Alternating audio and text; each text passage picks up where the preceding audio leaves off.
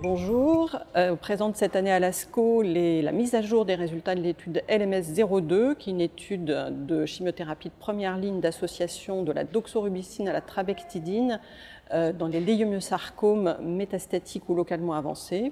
Jusqu'à présent, le traitement standard de référence est la doxorubicine seule, et toutes les études d'association qui ont été réalisées jusqu'à présent n'ont pas montré de bénéfice en survie globale de l'association à la doxorubicine. Donc l'objectif de cette étude, c'est toujours de faire mieux que la doxorubicine seule.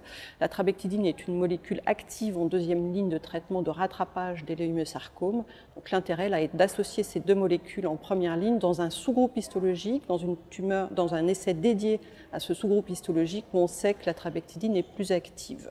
Donc les premiers résultats sur l'efficacité thérapeutique, en particulier les taux de réponse et les taux de contrôle de la maladie, étaient déjà très intéressants, avec des taux de contrôle aux alentours de 90% dans les deux groupes, utérus et tissu mou, et des taux de réponse de 60% pour les sarcomes utérins et de 40% pour les tissus mous. Donc là, l'objectif est de voir, avec un suivi plus long, aux alentours de 7 ans, quels sont les résultats sur la survie globale de cette population.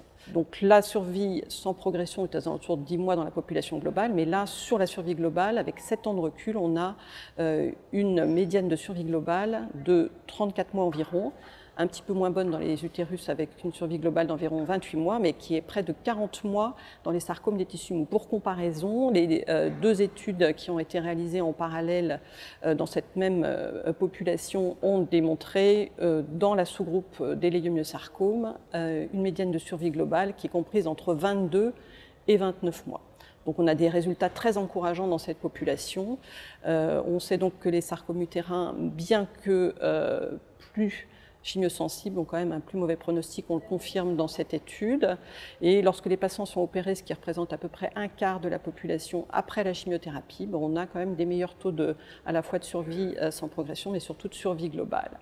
On attend donc avec impatience les résultats de l'étude LMS-04, qui est une étude également promue par Gustave Roussy et du groupe Sarcome français, qui compare donc le traitement qui reste le standard, la doxorubicine seule, à cette nouvelle association suivie de la trabectedine en maintenance. Ils seront présentés à l'ESMO prochain.